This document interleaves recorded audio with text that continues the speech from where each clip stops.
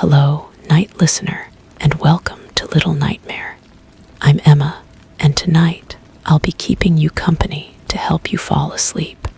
But before we begin, make sure to subscribe to the channel and leave a comment telling me where you're listening from. Story 1. It's a heavy curtain, thick enough to block light, stiff enough not to sway on its own. But lately, I've noticed a movement. Not wide, not fluttering, just a slow, careful pull toward the floor, like a weight shifting on the other side. I checked for drafts. Nothing. I pressed my hand to the fabric once. It was warm, not sun warm, body warm. Since then, I've avoided touching it. But some mornings I wake up and it's draped just slightly closer to the bed than I left it, as if something behind it has begun taking interest. First recording I made was accidental. I'd left my phone on the nightstand while I slept, and in the morning there was a voice memo, 47 minutes long. Most of it was silence, punctuated by the soft rustle of sheets and my own breathing. But around the 30-minute mark, there was something else. A whisper, barely audible, like fabric brushing against glass. I played it back through headphones, volume turned high, and heard what sounded like my own voice saying words I didn't remember speaking. I started keeping a journal. Simple observations at first. The curtain's position each morning, measured against the windowsill. The temperature of the room when I woke. The quality of light filtering through the fabric. Patterns began to emerge. On days when the curtain had moved closer, the light seemed dimmer, more filtered, as if the fabric had grown thicker overnight. The air felt heavier too, like breathing through cloth. The smell started subtle, sweet and metallic, like old flowers left too long in water. It was strongest near the window, but sometimes I'd catch it across the room, faint but unmistakable. I searched for sources, checked the walls for moisture, the windowsill for mold. Nothing. The smell came and went without explanation, but always when I was paying attention to the curtain. I bought a camera, a small one that could record continuously. I positioned it on the dresser, angled toward the window, and let it run through the night. The first few recordings showed nothing unusual, just the curtain hanging still, barely visible in the darkness. But on the fourth night, something changed. The fabric didn't move exactly, but its shadow did. A slow shift along the wall, as if light was coming from behind it, though the moon was on the other side of the house. I started measuring everything. The curtain's distance from the bed, the temperature variations in the room, the precise moments when that sweet, metallic smell appeared. My notes filled page after page, but the more I documented, the less sense it made. The curtain was moving, but not in any way that physics could explain. It was as if it were responding to something I couldn't see or understand. The breaking point came on a morning when I woke to find the curtain draped over the foot of my bed. Not fallen, not blown, draped, like someone had carefully arranged it while I slept. The fabric was still body warm, and when I lifted it away, my fingers came away slightly damp. I threw it back toward the window, but it settled slowly, almost deliberately, as if it were heavier than it should be. That night, I didn't sleep. I sat in the chair across from the window, watching. The curtain hung motionless for hours, and I began to think I'd imagined everything. But just before dawn, I saw it. Not movement, but a change in the fabric itself. The weave seemed to shift, fibers rearranging themselves in patterns that looked almost like writing. I reached for my phone to record, but when I looked back, the curtain hung normal and still. I tried removing it entirely, took it down, folded it, locked it in the closet. But the next morning it was back, not hung exactly where it had been, but close enough. The rod was empty when I'd gone to bed. I was certain of that. Yet there it was, as if it had never been moved. The voice memos became more frequent. My phone would record on its own now, capturing hours of what sounded like conversation. Not clear words, but the rhythm of speech, the cadence of question and answer. My own voice was there, responding to something I couldn't remember hearing. In one recording, I heard myself say, "I understand now," but I had no memory of speaking those words. I started sleeping with the lights on. The curtain's behavior changed in response. Instead of moving closer, it seemed to pulse gently, like fabric breathing. The sweet smell became stronger, more present. Sometimes I'd wake to find objects moved. My journal on the opposite side of the room. The camera pointed toward the ceiling. Small changes, but deliberate. The final recording was the longest. 6 hours of what sounded like teaching. A voice that might have been mine, explaining something in patient, measured tones. But the words were wrong. Not another language, but not quite English either. Familiar sounds arranged in unfamiliar patterns. I played it back repeatedly, trying to understand. But the harder I listened, the more my head began to ache. I stopped sleeping in that room, moved to the couch, then to a hotel.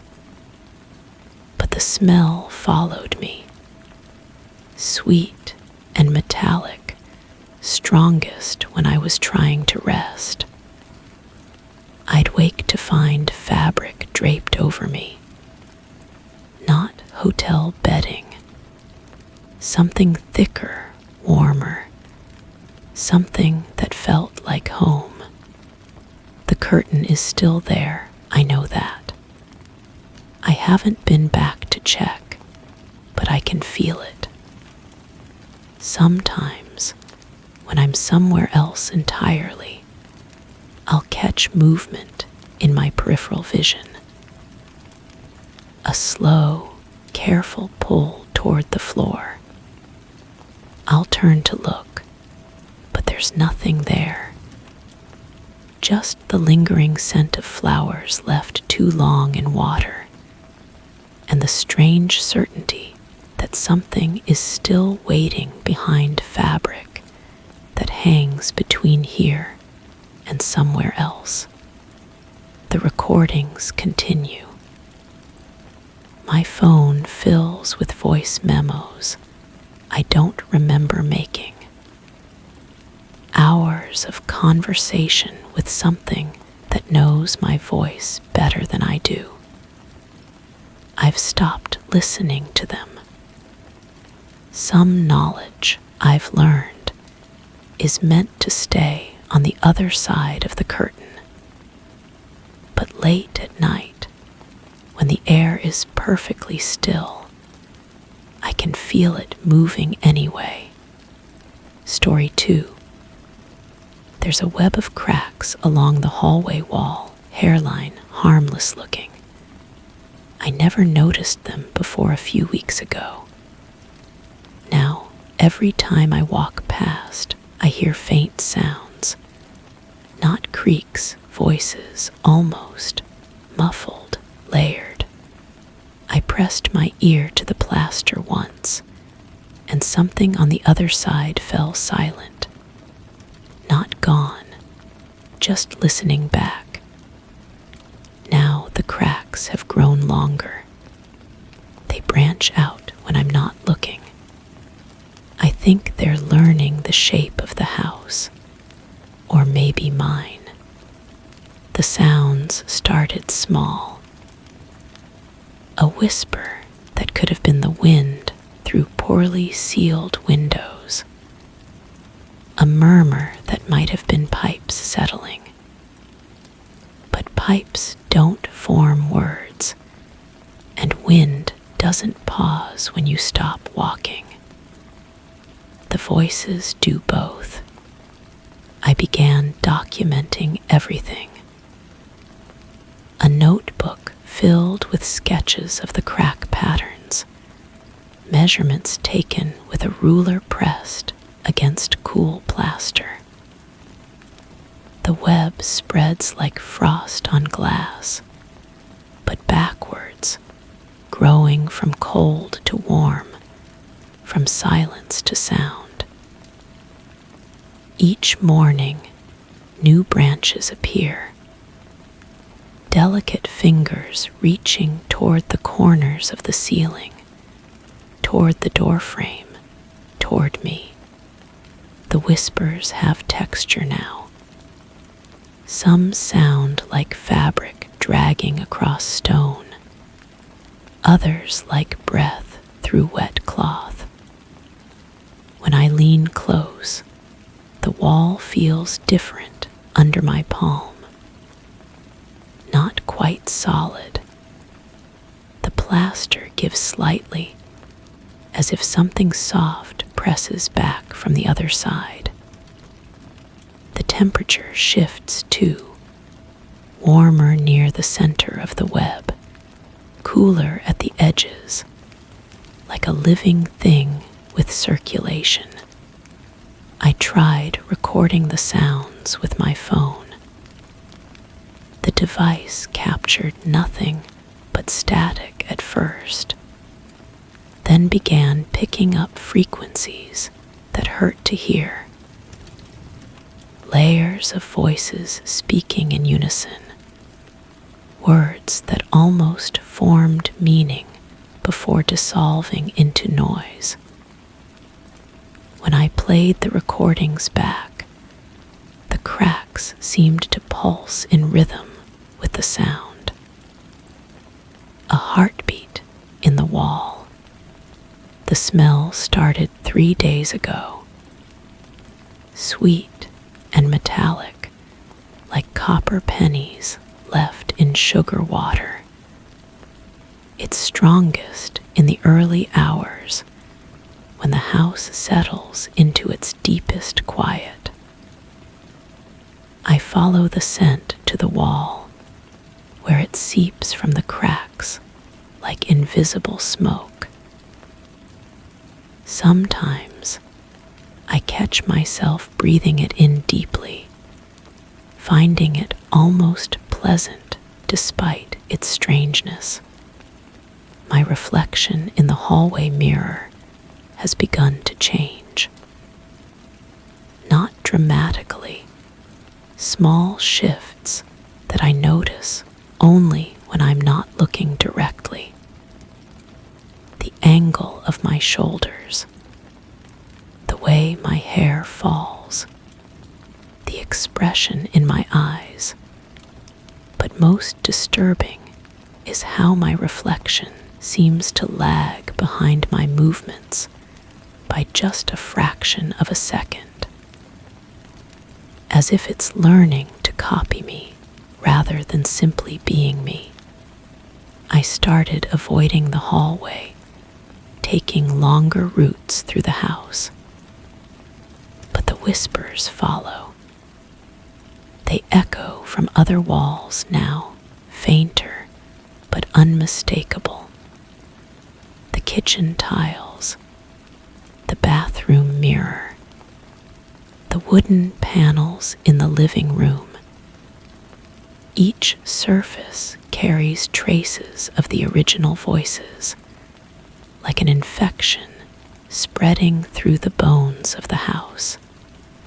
Last night, I woke to find the bedroom wall directly above my bed had developed its own hairline crack.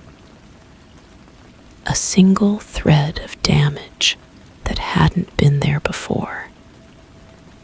I lay still, listening, and heard my own breathing echoed back from inside the wall. Not quite my rhythm, not quite my voice. Something was learning to breathe like me. I pressed my hand against the new crack, and the wall pressed back. Firm, deliberate. The plaster warmed under my palm, and for a moment I felt certain that if I pushed hard enough, my hand would sink through into whatever space existed behind. Instead, I pulled away and found my handprint had left a depression in the surface. Not pushed in, pulled in, as if something had tried to hold me there. The whispers are clearer now. They speak in voices I almost recognize, family members, friends, strangers I've passed on the street. All of them saying the same thing in different tones, different inflections, but unmistakably the same words.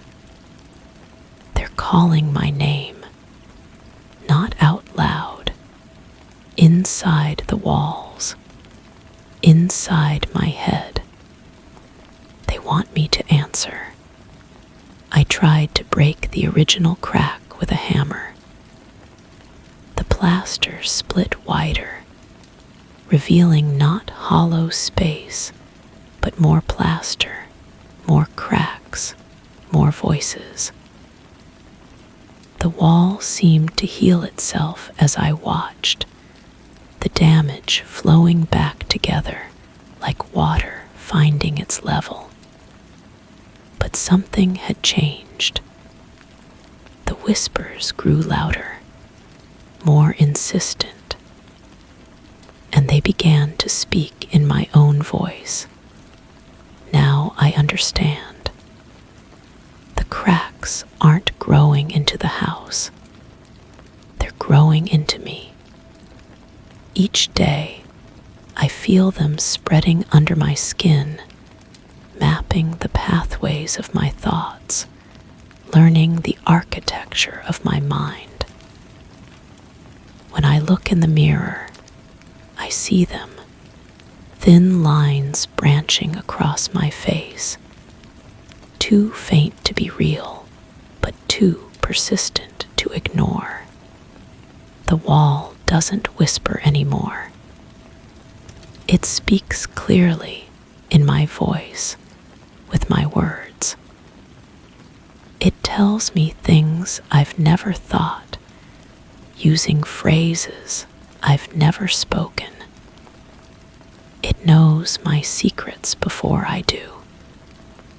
It knows my fears before I feel them. It knows my name better than I do.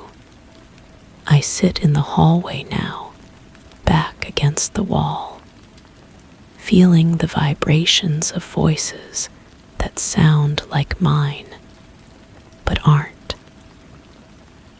The cracks have spread to every surface in the house, creating a network of whispers that surround me completely. They're not trying to get out anymore. They're trying to bring me in.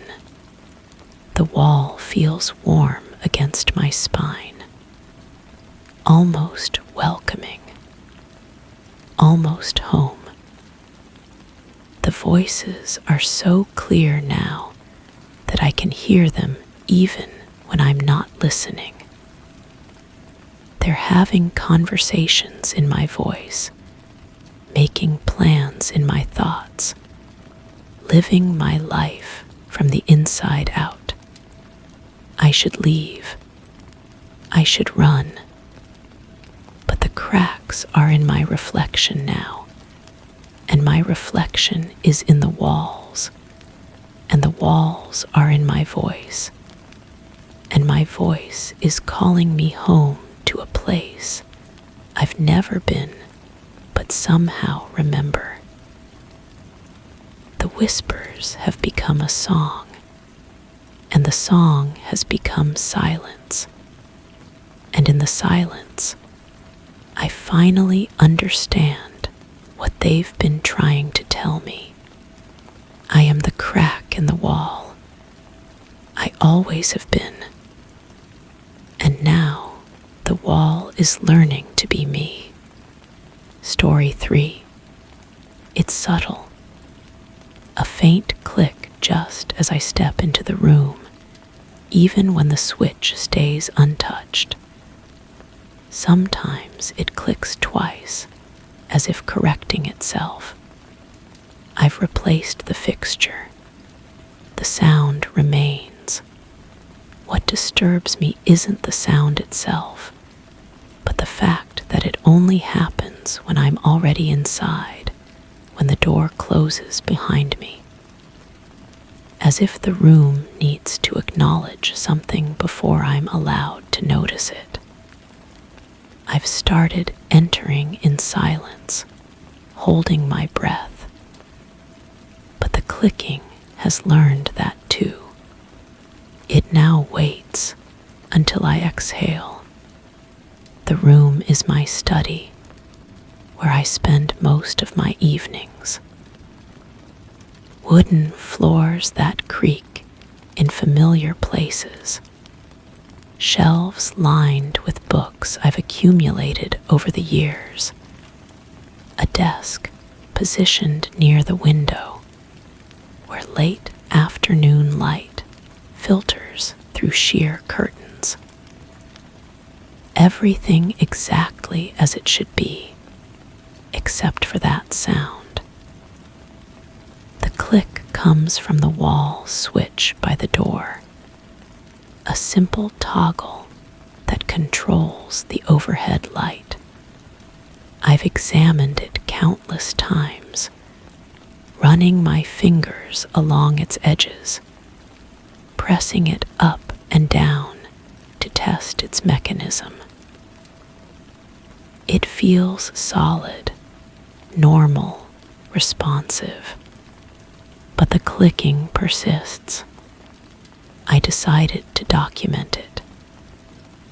Each evening, I sit at my desk with a small notebook, recording when the sound occurs. The pattern reveals itself slowly. The click happens within seconds of my arrival, never before I cross the threshold, never after I've settled into my chair. It's as if the room measures my presence, calculating the exact moment when I'm fully committed to being there. The sound itself has texture, not the sharp snap of a switch being flipped, but something softer, more organic, like a tongue clicking against teeth or a joint popping under pressure. I've started recording it with my phone, holding the device near the switch as I enter. The recordings capture silence, static, the faint hum of electrical current through the walls, but never the click.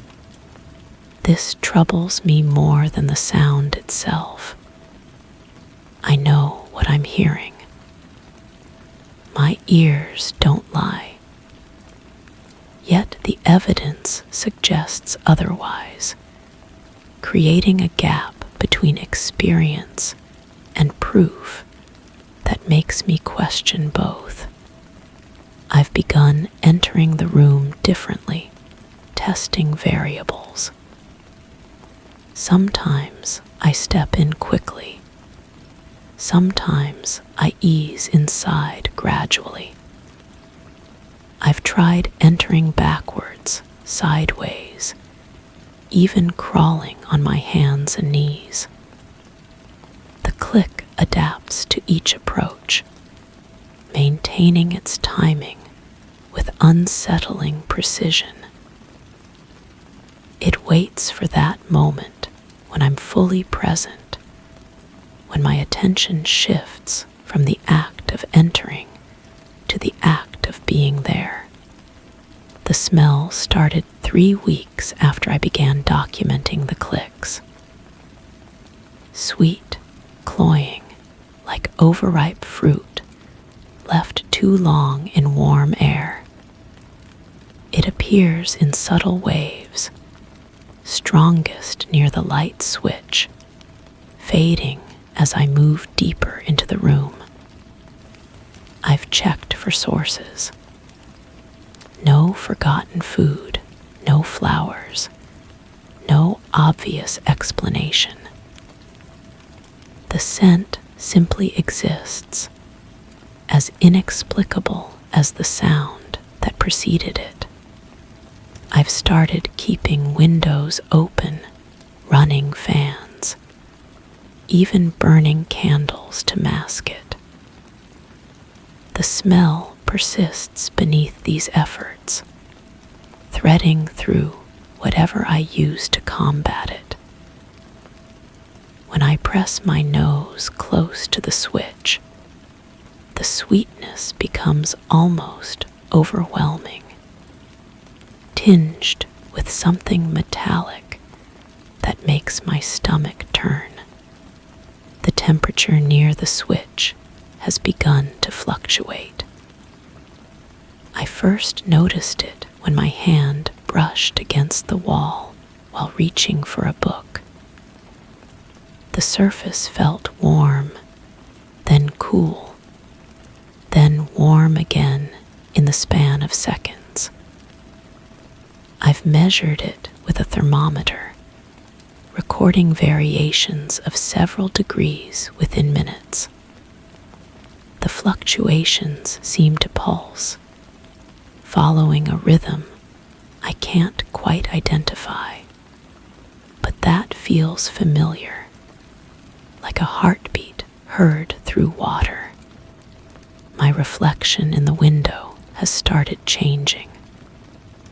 Small alterations at first, my shadow appearing slightly taller, my features distorted in ways that glass doesn't typically distort. I've cleaned the window repeatedly, checked for warping, examined the frame for irregularities. Everything appears normal during the day.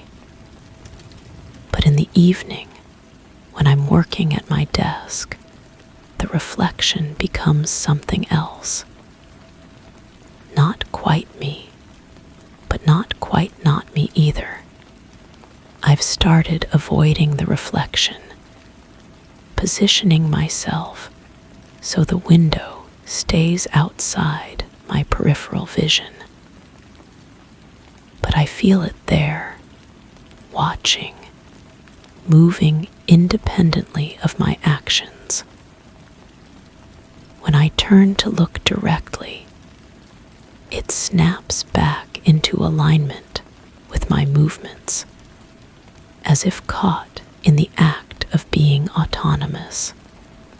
The books on my shelves have begun rearranging themselves.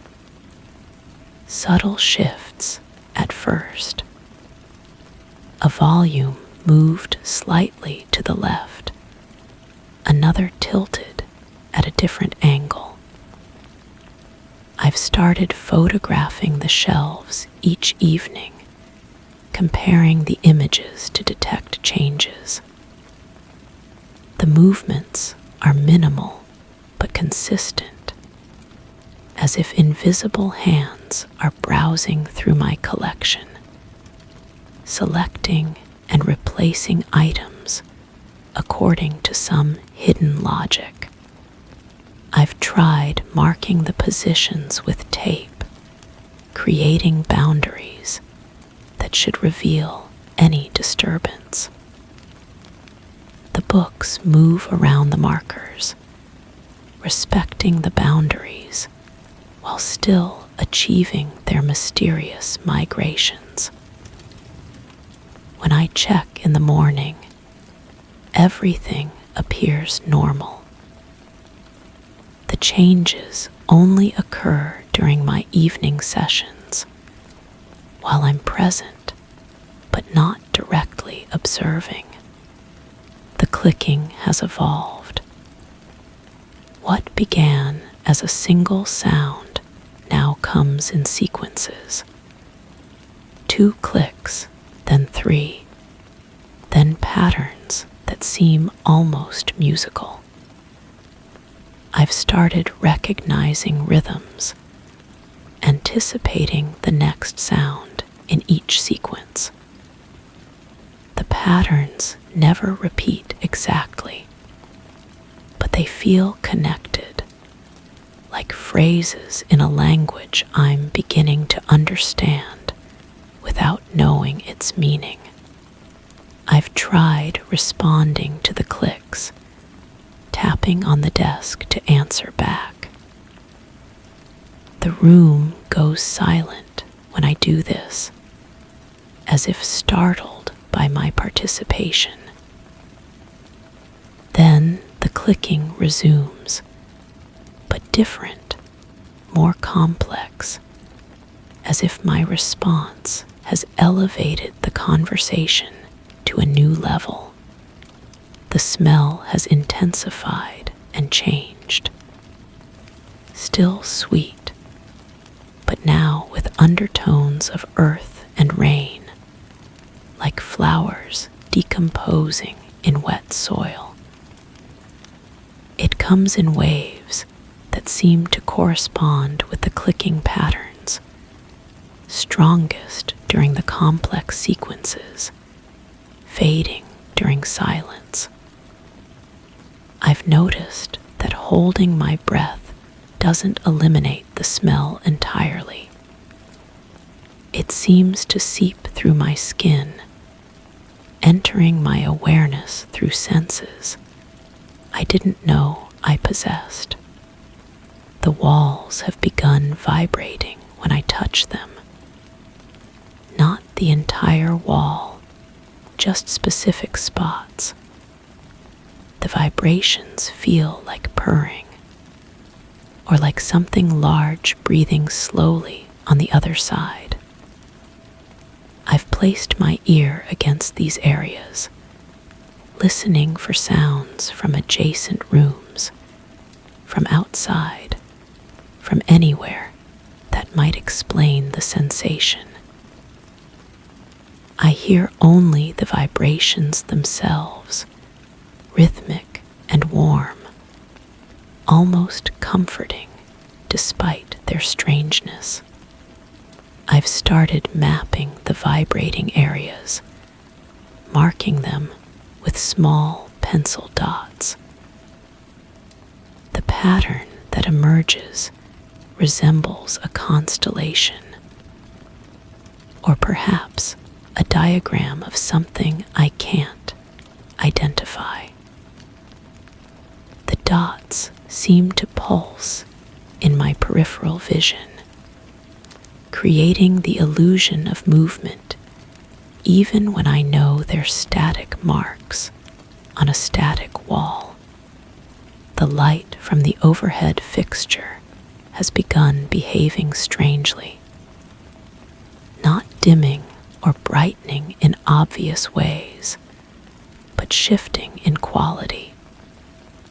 Sometimes it feels harsh and cold, other times warm and golden, even though I haven't changed the bulb or touched the switch. The variations seem to respond to my activities. When I'm reading, the light becomes warmer. When I'm writing, it sharpens. When I'm simply sitting and listening to the clicks, it pulses gently, almost breathing. I've started feeling observed, not by eyes or cameras, but by the room itself. The walls, the ceiling, the floor beneath my feet all seem aware of my presence in a way that goes beyond simple occupancy. I feel evaluated, studied, as if the room is learning about me through my reactions to its various manifestations. The sensation intensifies when I try to leave. Walking toward the door feels like moving through increasingly thick air. Not physical resistance, but psychological weight that makes each step require more effort.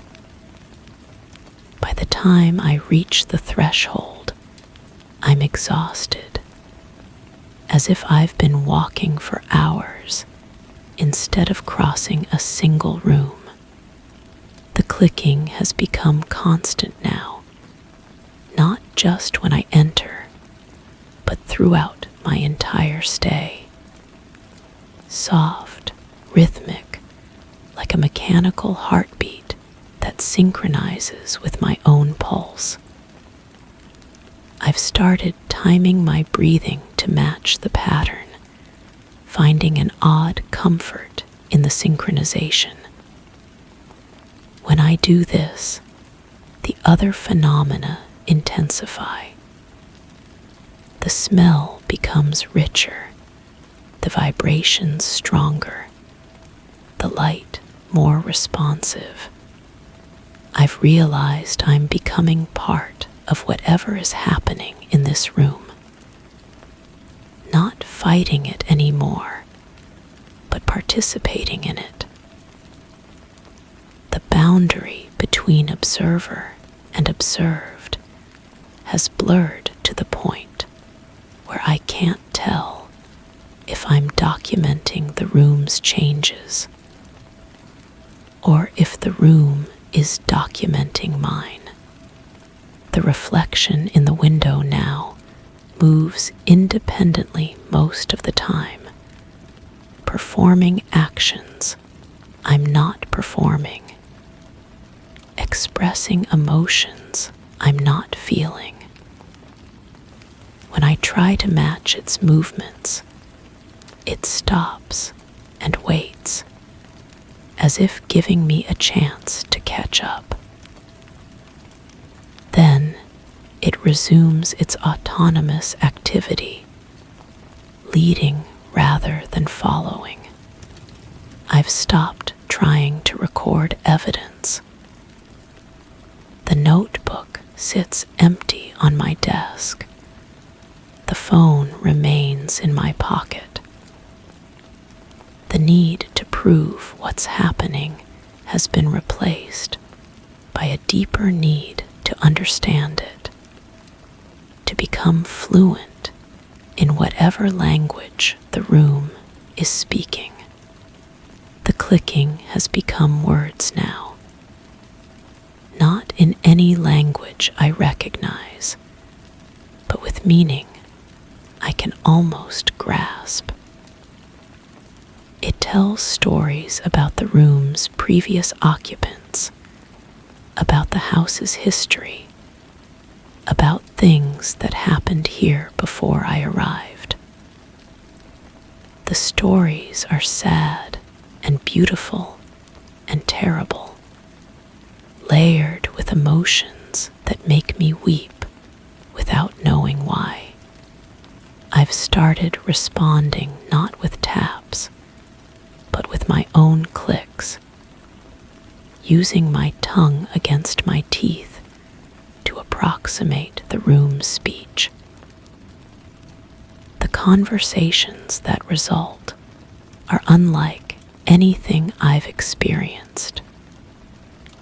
We discuss concepts that have no names, share memories that aren't mine, explore ideas that exist only in the space between sound and silence. The smell has become a presence rather than just an odor. It moves through the room like a living thing, touching my face, wrapping around my shoulders, guiding my attention to specific areas. When I follow its lead, I discover things I hadn't noticed before. Hidden patterns in the wallpaper, subtle variations in the floor's grain, messages written in the dust that accumulates despite my constant cleaning. The vibrations in the walls have synchronized into a single, complex rhythm that seems to emanate from the house's foundation. When I place both hands flat against the wall and close my eyes, I can feel the entire structure breathing, pulsing with life that extends far beyond the boundaries of my study. The light now responds to my thoughts rather than my actions. When I imagine brightness, it brightens. When I think of warmth, it becomes warm. When I picture colors, subtle tints appear in the seemingly white illumination. I've become the room's dimmer switch, its color wheel, its conductor in a symphony of illumination. I've started staying longer each evening, drawn by the increasingly complex interactions. The room has become a collaborator in whatever we're creating together. I write, and it provides the perfect lighting. I read, and it adjusts the temperature for optimal comfort. I think, and it offers sounds and smells and sensations that enhance my contemplation. The reflection in the window has become my primary companion. It shows me versions of myself I've never seen, expressions I've never worn, gestures I've never made. Sometimes it appears younger, sometimes older, sometimes bearing scars or marks that tell stories of lives I haven't lived. I've started copying its movements, trying to become the person it shows me. The books continue their migrations, but now they're organizing themselves according to principles I'm beginning to understand. Not alphabetical or categorical, but emotional.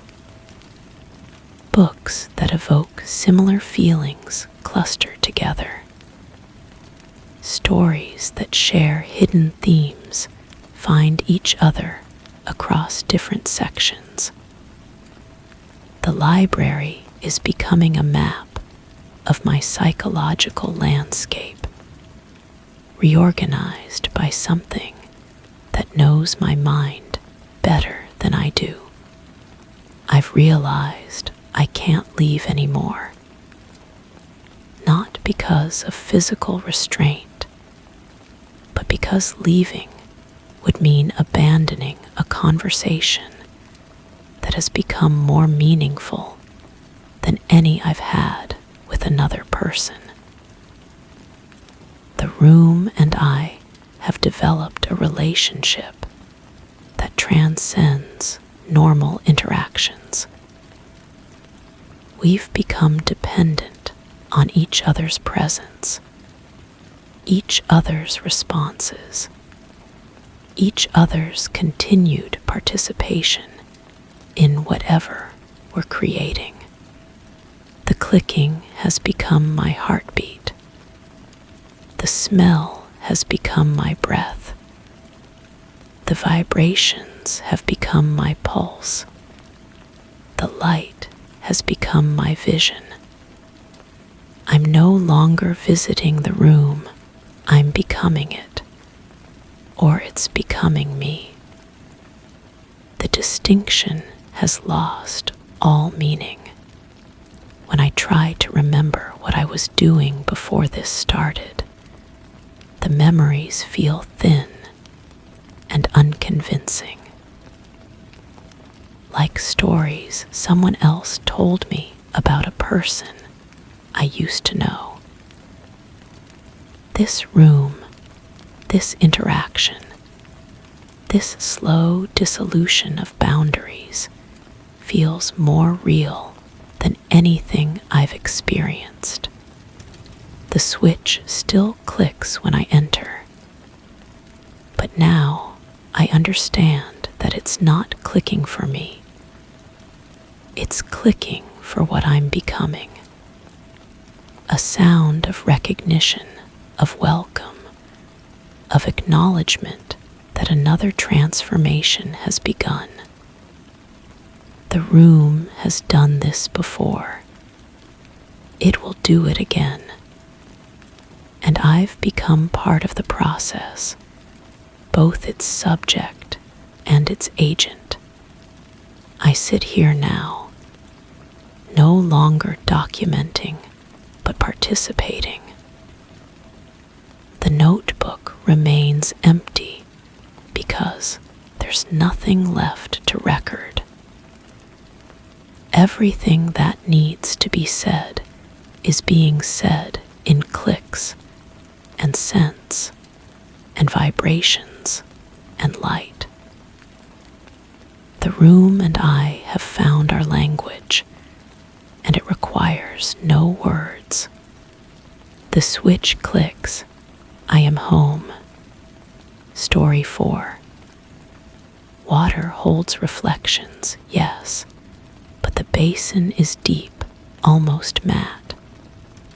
Still, when I lean over it, I see shapes that aren't in the room. angles that don't exist, motion behind me that vanishes the moment I turn. I've cleaned the sink countless times.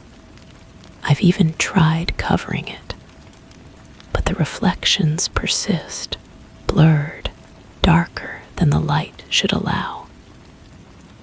I think the porcelain remembers more than it should, and sometimes, just before sleep, I feel like I'm not the one being reflected.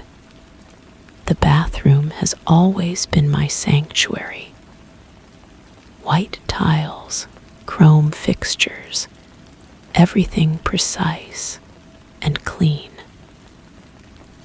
But lately, washing my hands has become an exercise in avoiding eye contact with the basin. The water runs clear, cold against my palms, but in the curved surface below, shadows move with their own rhythm. They're not sharp enough to be definite, not vague enough to dismiss. I first noticed it during my morning routine. Brushing my teeth, I glanced down and saw what looked like a figure standing directly behind me, tall, motionless, with shoulders that seemed too wide for the narrow doorway. My neck snapped around so fast, I felt the vertebrae crack. Empty hallway.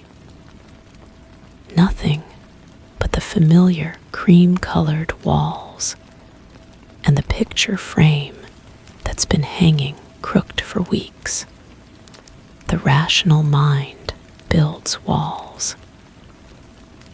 I told myself it was fatigue, stress from work, maybe the angle of the overhead light creating optical illusions.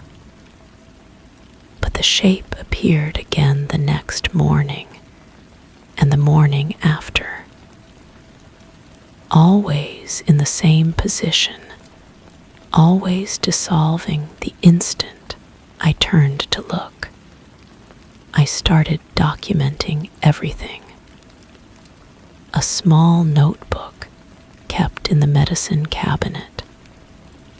Every occurrence, every detail. The figure seemed to have substance in the reflection. I could see the fabric of what might be clothing, the suggestion of hands hanging at its sides. But when I tried to photograph the basin while the image was present, the pictures showed only clear water and porcelain. The smell started 3 days later. Something metallic, almost medicinal, that seemed to rise from the drain. I ran hot water for minutes, poured bleach down the pipes, even removed the trap to check for clogs. The plumbing was clean, but the odor persisted. It was strongest when I leaned close to the basin, as if the porcelain itself was exhaling. I began avoiding the bathroom during certain hours. The figure appeared most frequently in the early morning and late evening, when the light was soft and indirect. But avoidance only made the encounters more intense. When I finally returned, the reflection seemed sharper, more defined. The shoulders had gained a slight forward lean, as if the figure was trying to peer over my shoulder into the sink. My sleep became fragmented. I'd wake with the taste of copper in my mouth, certain I'd heard footsteps in the hall. But the apartment was always empty, doors locked, windows secure. Only the bathroom held any trace of disturbance. A single drop of water on the floor beside the sink, perfectly round, still warm to the touch. I covered the basin with a towel, then a plastic sheet. Finally, a wooden board cut to fit exactly. But the reflections seeped through somehow, visible at the edges, distorted but unmistakable. The figure had gained detail. I could make out the texture of hair, the curve of a jaw, fingers that seemed to flex and release at regular intervals. The water temperature began fluctuating without my touch. Cold streams would suddenly turn scalding, then ice cold again.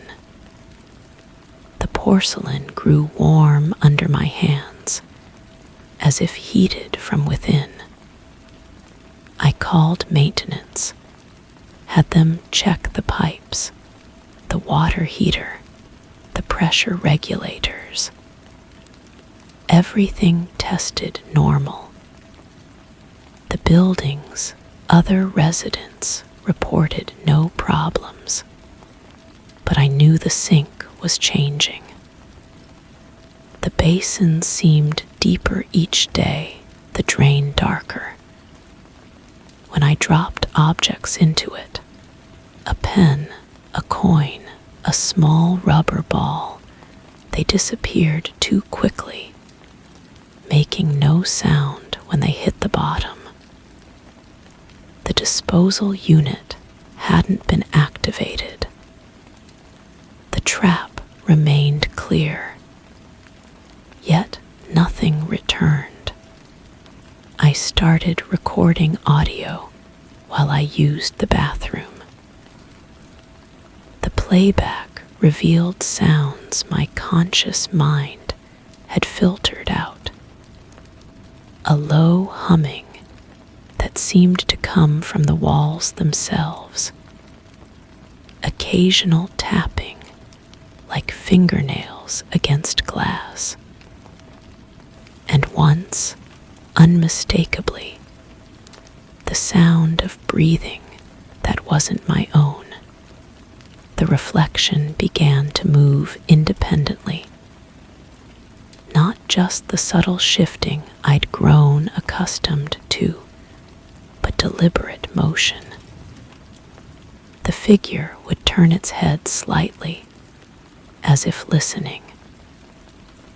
Sometimes it would raise one hand, palm facing outward, pressed against what must be the underside of the water's surface. The gesture was patient, almost gentle, but it made my skin crawl.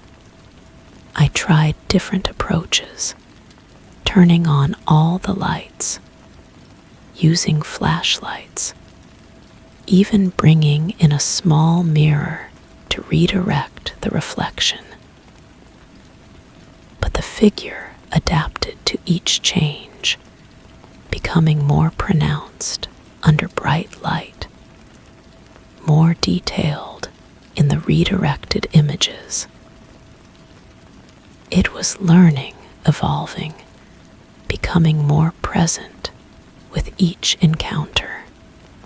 The tapping sounds grew more frequent. They followed a pattern now, 3 short, 2 long, 3 short again. The rhythm was insistent, almost communicative. I found myself unconsciously tapping back on the counter, my fingers moving without conscious direction.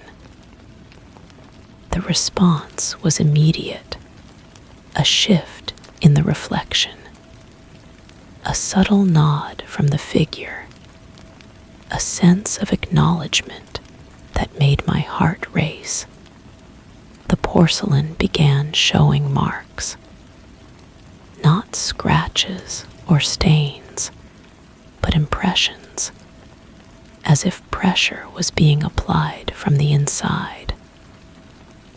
Fingerprints appeared on the basin's surface, always when I wasn't looking directly. They were too large to be mine, the ridges too deep, the spacing too wide. When I tried to clean them, they smeared like condensation, leaving streaks that reformed into new patterns. I stopped using the sink entirely, brushed my teeth in the kitchen, washed my face with bottled water, avoided the bathroom except for absolute necessity. But the apartment's acoustics had changed. Water sounds echoed from the sealed room, dripping, flowing, the subtle splash of movement. The door, always closed now, seemed to breathe with the rhythm of the building's ventilation system. The figure appeared in other reflective surfaces. The chrome faucet in the kitchen showed its distorted outline. The darkened computer screen held glimpses of movement.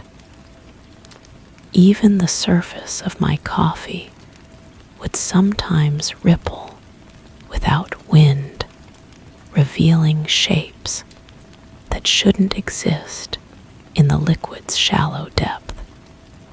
I realized I was being watched constantly now, not by something external, but by something that had always been there, waiting in the spaces between perception and reality. The sink had been a doorway, not a destination. The reflections weren't showing me what was behind me.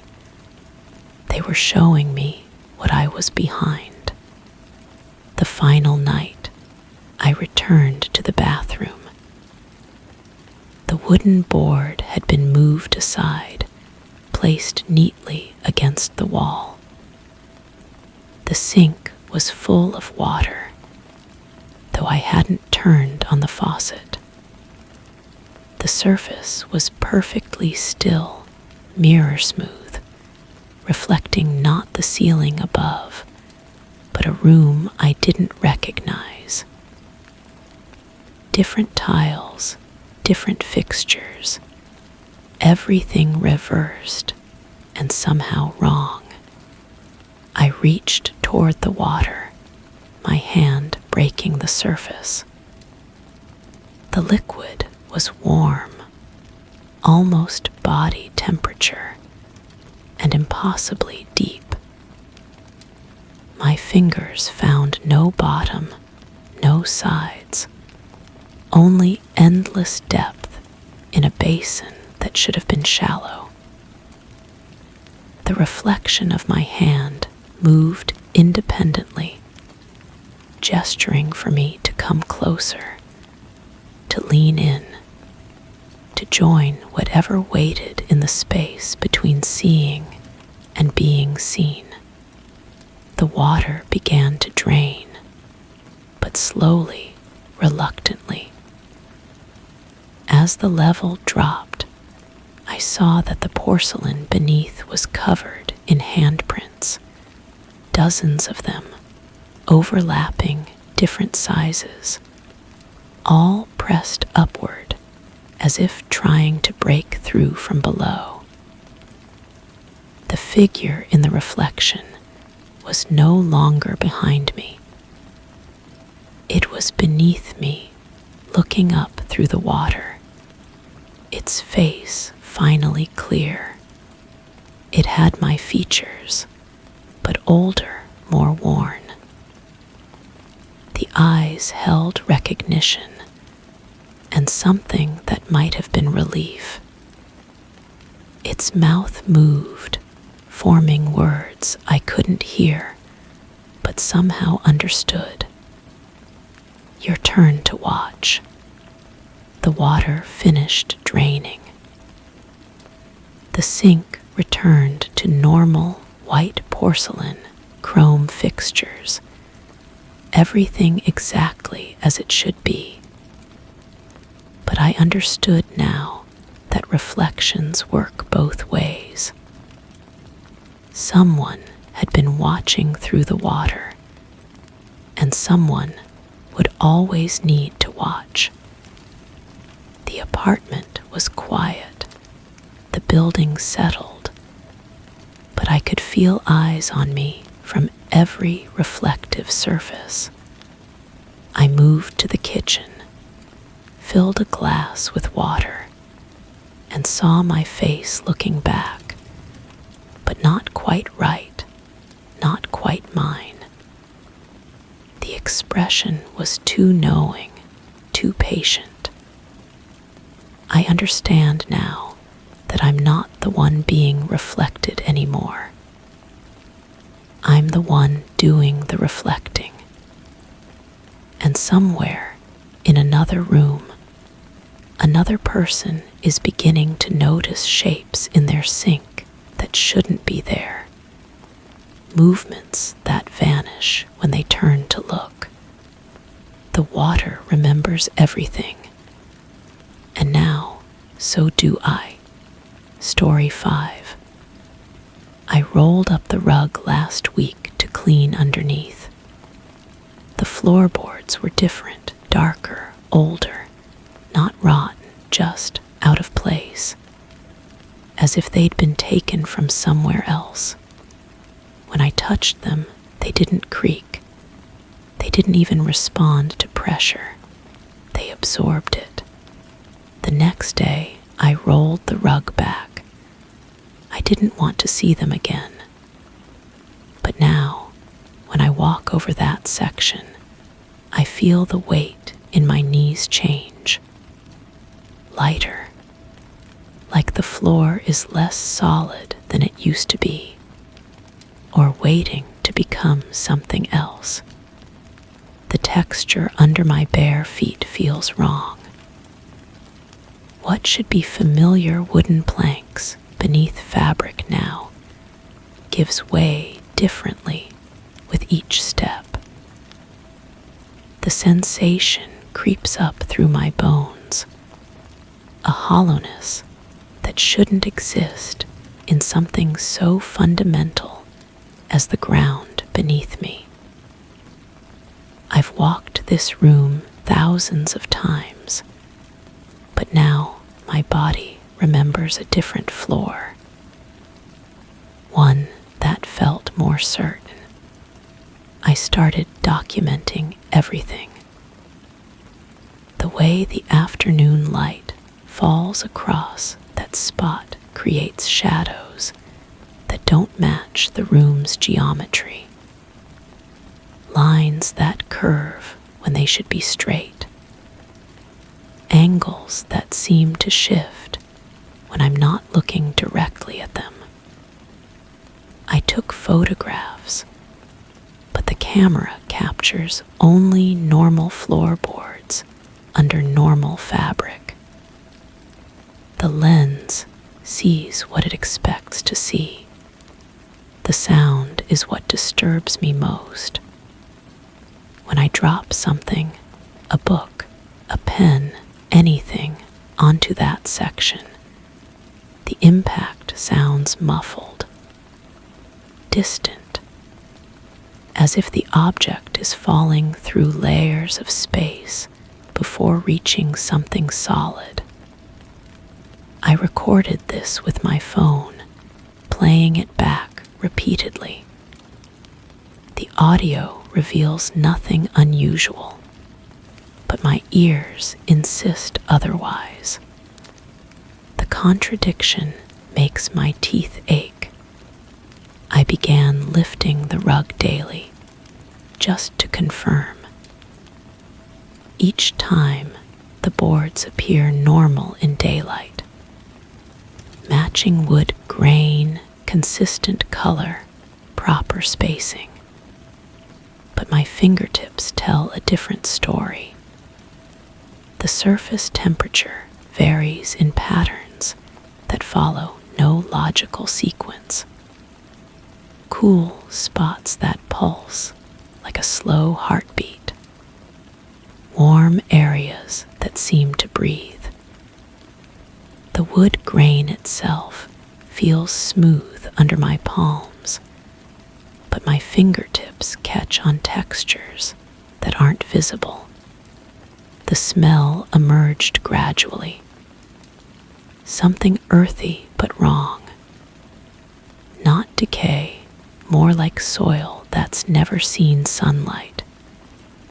It's strongest when I first wake up, before the day's other scents mask it. Coffee, soap, breakfast. But underneath, that underground smell persists. I've checked for leaks, mold, anything that might explain it. Nothing. My neighbor visited last week. She walked across the room normally, her heels clicking against the floor with perfect consistency. I watched her feet, waiting for some sign that she felt what I feel.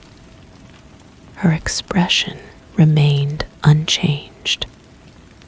When she left, I stood in the exact spots where she'd stepped. The difference was undeniable. Her footsteps had found solid ground. Mine found something that gave way. I started avoiding that section entirely, walking around it in wide arcs.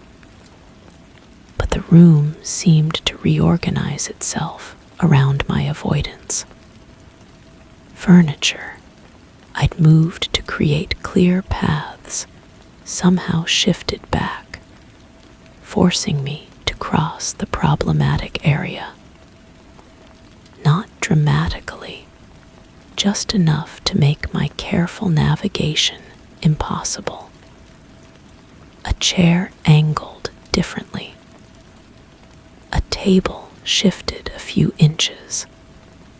Small changes that made me question my memory. The dreams began soon after. Not nightmares exactly, but visions of walking through my own floor. Stepping down through the boards into spaces that shouldn't exist. Rooms beneath rooms, extending deeper than the foundation should allow. In these dreams, I'm always searching for something I've lost, something that fell through, but I can never remember what. I hired someone to examine the floor. He arrived with tools and expertise, measuring everything with professional precision. His instruments showed standard construction, regulation spacing, proper installation. He knelt in the exact spot where I feel the wrongness, pressing his weight down with confidence. To him, it was perfectly normal, solid, reliable. After he left, I knelt in the same position. The floor yielded under my knees like soft earth. The photographs I've taken reveal nothing, but I notice something else. In pictures of the room taken before I moved the rug, that section appears slightly darker than the surrounding area. Not obviously, just enough that I might have dismissed it as a shadow or lighting issue. But now I know it wasn't. The darkness was already there, waiting beneath the covering. I've stopped sleeping in that room. The bed sits directly over the anomaly, and each night I could feel myself sinking just slightly. Not enough to explain rationally, but enough to make rest impossible. I moved to the couch, but the sensation followed me. Not physically, the living room floor remains completely normal, but mentally, I carry the memory of that yielding surface. My body expects solid ground and finds it lacking everywhere. The recordings, I've made capture something else now. Not sounds exactly, but absences of sound. Moments where the room's natural acoustics shift, where my voice seems to fall into empty space instead of bouncing off walls. These gaps last only seconds, but they happen always in the same location. Always when I'm standing over that section of floor. I realize now that I've been approaching this wrong, treating it as a problem to solve instead of a change to accept. The floor isn't broken or damaged. It's become something else. Something that responds to me differently than it responds to others. Something that recognizes my attention and adjusts accordingly. The weight in my knees has spread to my hips, my spine. Not pain exactly, but awareness. The knowledge that the foundation beneath me isn't what I thought it was. That perhaps it never was.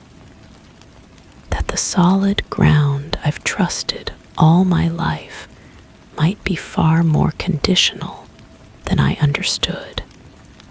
I've stopped trying to convince anyone else.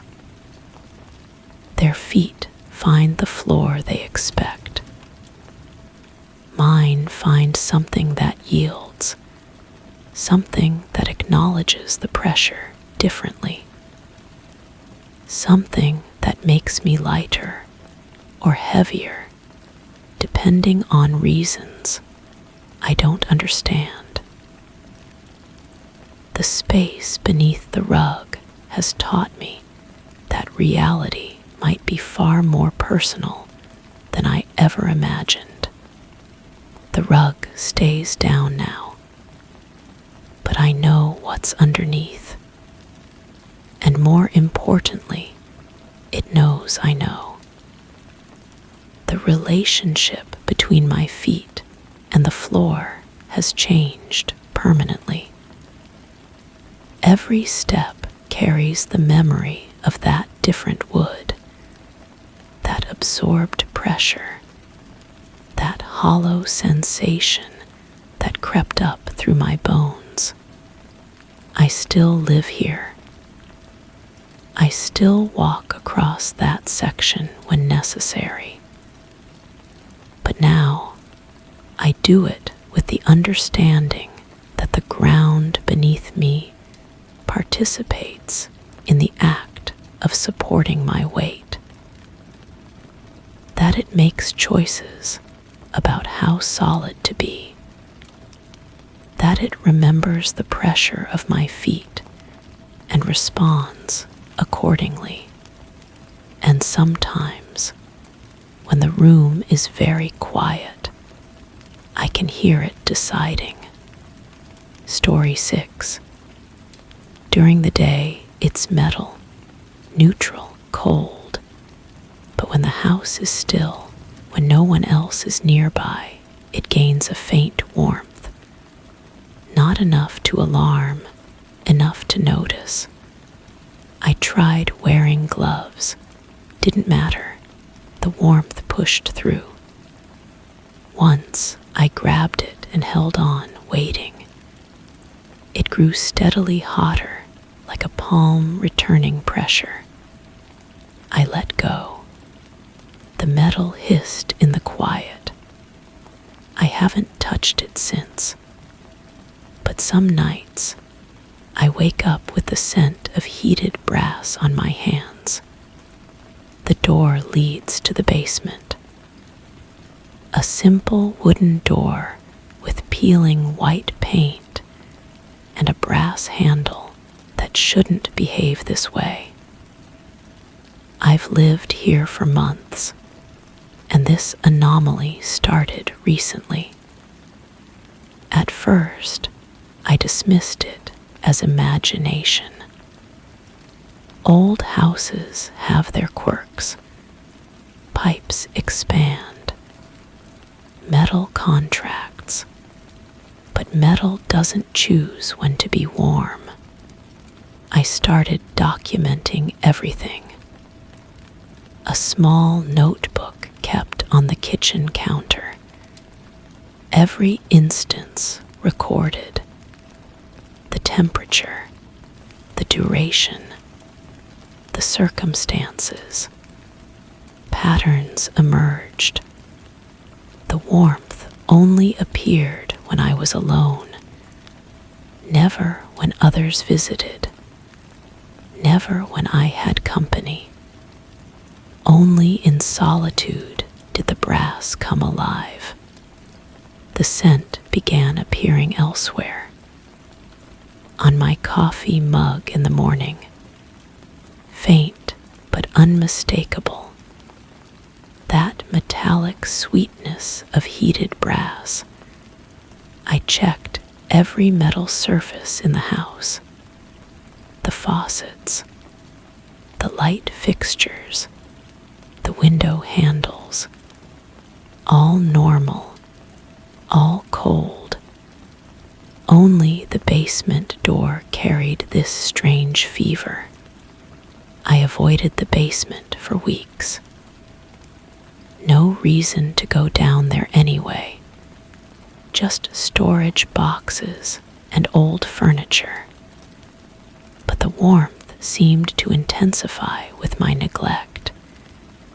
Even from across the room, I could sense it. Like a presence. Like something waiting. The notebook filled with observations.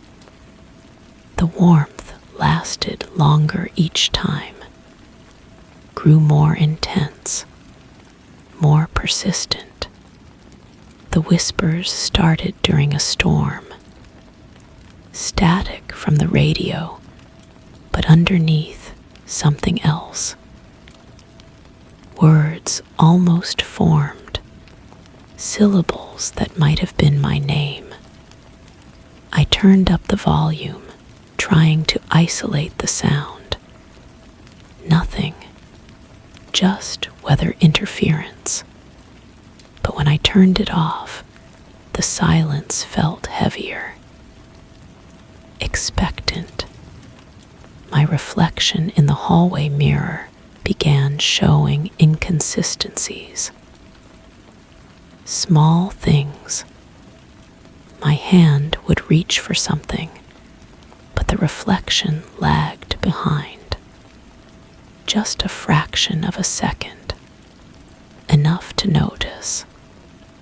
I tested it deliberately, moved my arm, watched the mirror version follow a beat too late. The delay increased daily. The basement door started opening by itself, not dramatically. Just a crack, an inch, enough to let a thin line of darkness seep into the hallway.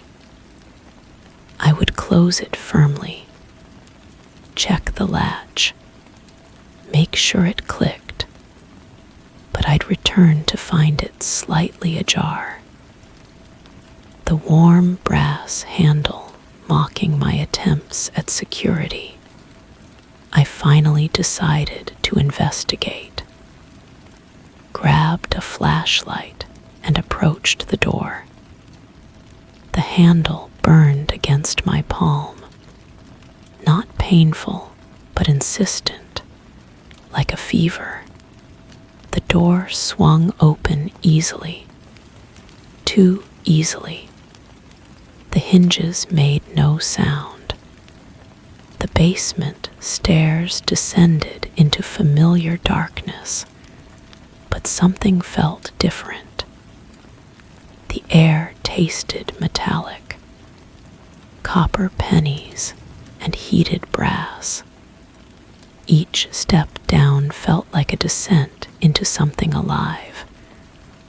The walls seemed to pulse gently, not visibly, but I could feel it through my fingertips when I steadied myself. The storage boxes sat exactly where I'd left them, the old furniture unchanged, but the shadows moved independently, shifted when I wasn't looking directly at them. In the corner, something caught my eye. A mirror I didn't remember storing there. Old, ornate. The glass showed my reflection perfectly, but the room behind me was wrong. The basement in the mirror had no stairs, no exit, just walls extending infinitely in all directions. I stepped closer. My reflection stepped closer. But my reflection's mouth was moving, forming words I couldn't hear. I reached toward the mirror. My reflection reached back. Our palms should have met at the glass surface. Instead, my hand passed through. The mirror wasn't solid. It was an opening, a doorway. My reflection grabbed my wrist from the other side. Its grip was warm, brass warm, insistent. I pulled back, but the reflection held tight. Its face was mine, but the eyes were different. Older, tired. It mouthed words clearly now. Don't leave me here. The grip tightened. The warmth spread up my arm. Not unpleasant, almost comforting, like being welcomed home. I yanked my hand free and stumbled backward. The mirror shimmered and returned to normal glass. My reflection moved in sync again, but my wrist bore a mark, a band of slightly lighter skin, like a bracelet had been removed. The mark was warm to the touch. I ran upstairs, slammed the basement door. The handle scorched my palm. I didn't care. I needed distance, needed to think. But the notebook on the kitchen counter had new entries, written in my handwriting, documenting visits to the basement I didn't remember making. Conversations with my reflection that I couldn't recall. The entries described a growing friendship, a connection, two versions of myself separated by glass and circumstance, one trapped, one free. The warm brass handle wasn't a malfunction. It was a signal, a way of reaching through, of maintaining contact. I tried to leave the house, packed a bag, headed for the door, but my reflection in every mirror I passed showed the same thing. A person standing in an empty room. No exits, no escape. Just walls and the growing understanding that I was the one on the wrong side of the glass. The basement door calls to me now. The handle grows warmer each day. My reflection waves from mirrors throughout the house. Sometimes it writes notes on fogged bathroom glass, messages that disappear when I look away, reminders that it's still there, still waiting. I understand now. The warmth isn't threatening.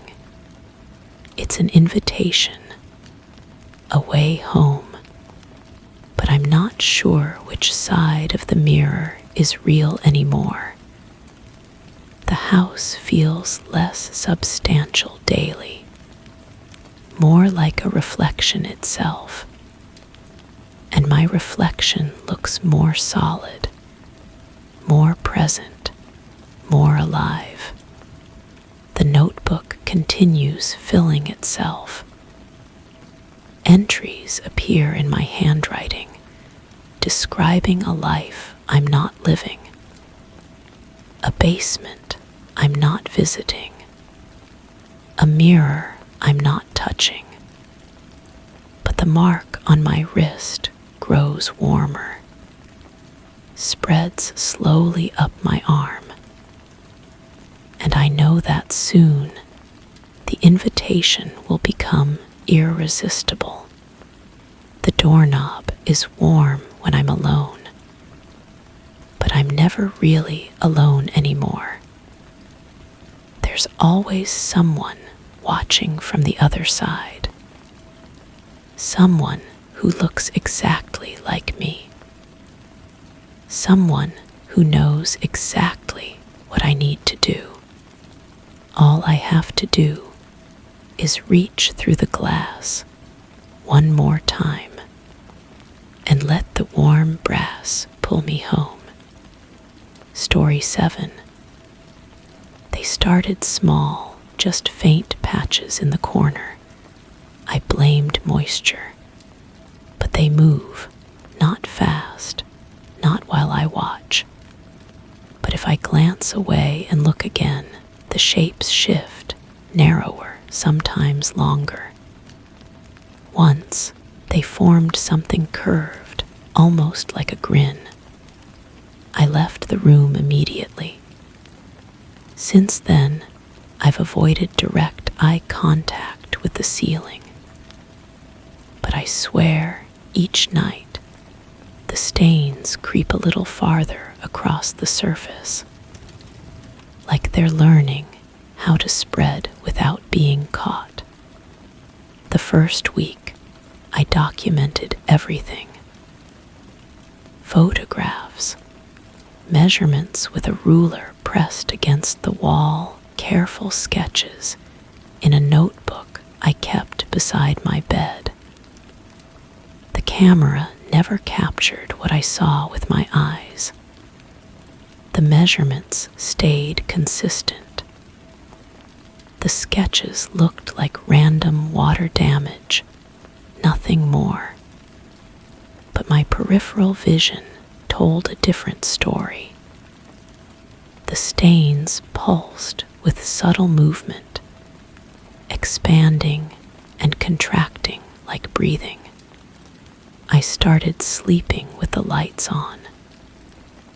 The harsh fluorescent bulb cast sharp shadows that made the ceiling appear flat, normal. But even then, I could feel them watching. The sensation crawled across my scalp like cold fingers tracing patterns in my hair. I'd close my eyes, count to 10, open them again. The stains had shifted, just slightly, but enough to make my stomach clench. The smell began during the second week. Sweet, almost floral, but with an underlying metallic tang that made my teeth ache. It was strongest directly beneath the largest stain, the one that had started to resemble a face. I pressed my nose to the ceiling, inhaling deeply. The scent seemed to pulse, growing stronger when I focused on it, fading when I tried to ignore it. I bought air fresheners, fans, even had the ventilation system checked. Nothing helped. The smell was coming from within the stains themselves. I started talking to them, quietly, carefully, as if they might startle and disappear. I asked simple questions. What do you want? Where did you come from? Why are you here? The responses weren't words, not exactly. But the stains would ripple, their edges becoming more defined, more deliberate in their formations. The face-like stain grew clearer each night. 2 dark spots that might have been eyes, a curved line that suggested lips. When I whispered to it, the mouth shape would widen, as if it were trying to speak back. My sleep became fragmented. I'd wake to find my notebook filled with sketches I didn't remember drawing. Elaborate patterns that seemed to mirror the ceiling's configurations. My handwriting, but the words were unfamiliar. Descriptions of textures I'd never felt, colors that didn't exist, sounds that registered somewhere between hearing and memory. I started keeping the notebook in another room, but each morning it would be back beside my bed, filled with more entries I couldn't recall writing. The stains began to warm. Not hot, just noticeably warmer than the surrounding ceiling. I'd press my palms against them, feeling the gentle heat pulse beneath the surface. The warmth followed a rhythm, slow, steady, almost like a heartbeat. When I matched my breathing to this rhythm, the stains would darken, becoming more vivid, more present. I found myself standing on chairs, pressing my ear against the ceiling, listening to the soft whispers that seemed to emanate from within the plaster itself. The breakthrough came during the 3rd week. I'd been staring at the main stain for what felt like hours, watching it slowly morph from a face into something more abstract, more fluid. The edges began to blur, not with my vision, but with reality itself. The stains started to sink inward, creating a shallow depression in the ceiling. Then deeper. The plaster didn't crack or crumble. It simply gave way, like soft clay being pressed by invisible fingers. I climbed onto my bed, reaching upward. My fingertips grazed the depression's surface. It felt warm, slightly damp, with a texture that reminded me of skin. The moment my fingers made contact, the whispers became clearer. Not words in any language I recognized, but somehow familiar, like half-remembered lullabies from childhood. The other stains began to pulse in unison, their shapes becoming more defined, more purposeful. The ceiling started to sag. Not everywhere, just in the areas where the stains had taken root. The depressions deepened, creating small pockets that seemed to extend beyond the physical structure of the room. I could reach my entire hand into some of them, feeling space that shouldn't exist, touching surfaces that weren't part of my apartment.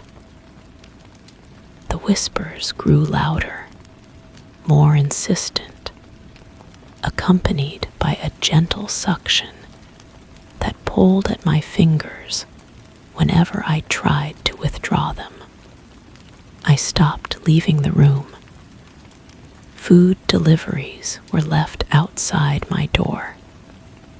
Phone calls went unanswered. The outside world felt distant, irrelevant. The stains had become a constellation of awareness, each one connected to the others through invisible threads of purpose. They were trying to show me something, teach me something, pull me into their reality.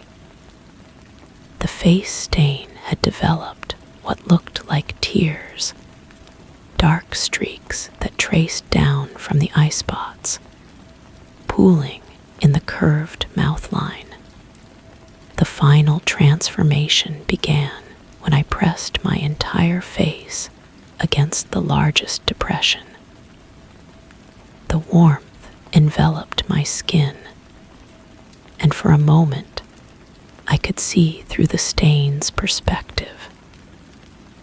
The room looked different from above, smaller, more confined, like a box viewed from the outside.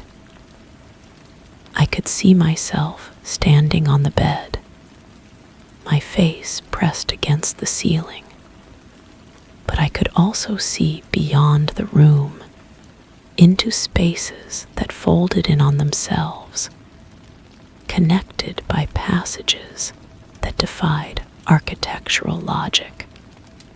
When I pulled away, my reflection in the bathroom mirror showed dark stains on my forehead and cheeks. Not dirt or discoloration, but marks that matched the ceiling's patterns. They felt warm to the touch, pulsing with the same rhythm I'd grown accustomed to.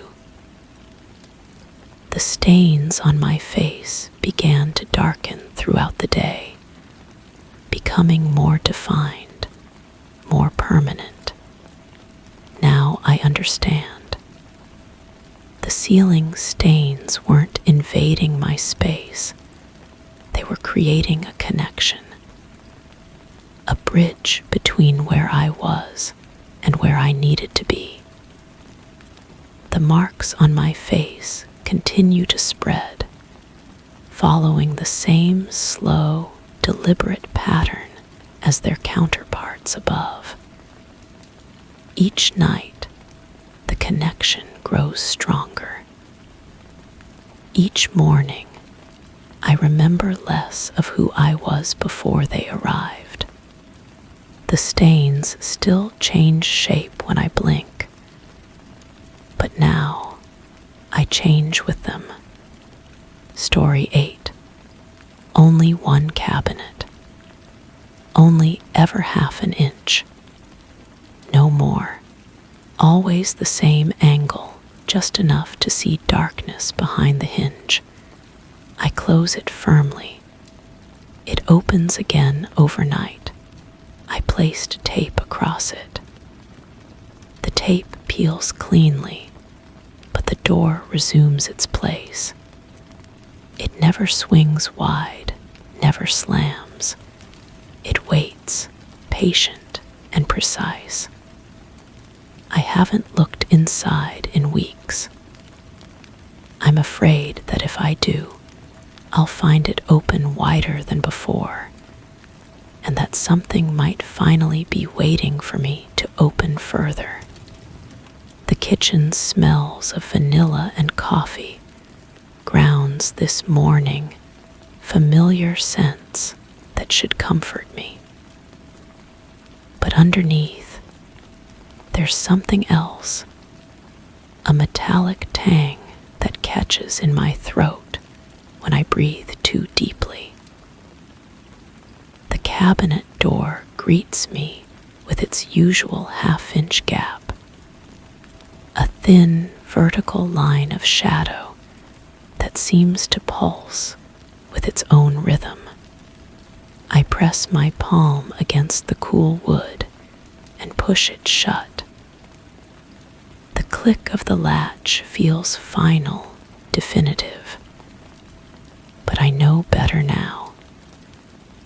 I've played this game for 3 weeks, and the cabinet always wins. The surface feels different today, warmer than the ambient temperature, as if something behind the door has been generating heat. I run my fingers along the edge where the door meets the frame, feeling for imperfections, for any mechanical reason why it might spring open. Nothing. The hinges are solid, the magnetic catch strong enough to hold a door twice its weight. I make my breakfast and sit at the small table, positioning myself so I can watch the cabinet without appearing to stare. The morning light streams through the window, casting familiar patterns across the floor. Everything appears normal, domestic, safe. Yet, my eyes keep drifting to that thin line of darkness. By midday, the metallic scent has grown stronger. I check the pipes under the sink, the electrical outlets, anything that might explain the smell. Nothing seems out of place. The cabinet door remains exactly where I left it, closed, secure, ordinary. I decide to document everything. If I'm losing my mind, at least I'll have a record of the descent. I take photographs with my phone, measuring the exact angle when the door opens, noting the precise width of the gap. I write detailed descriptions of the sounds, the smells, the way the light falls across the kitchen at different times. The first anomaly appears in the photographs. In every image, the cabinet door looks perfectly closed. Even when I can clearly see the gap with my naked eye, the camera captures only a sealed door. I take dozens of photos, adjusting angles and lighting. The result is always the same. The camera lies, or my eyes do. I call a friend, someone I trust, and invite them over for coffee.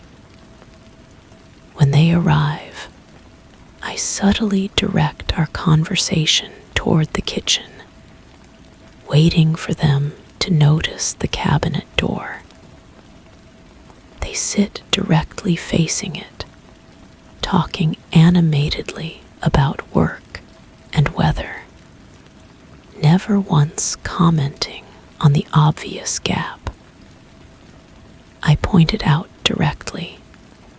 That cabinet door, I say, gesturing.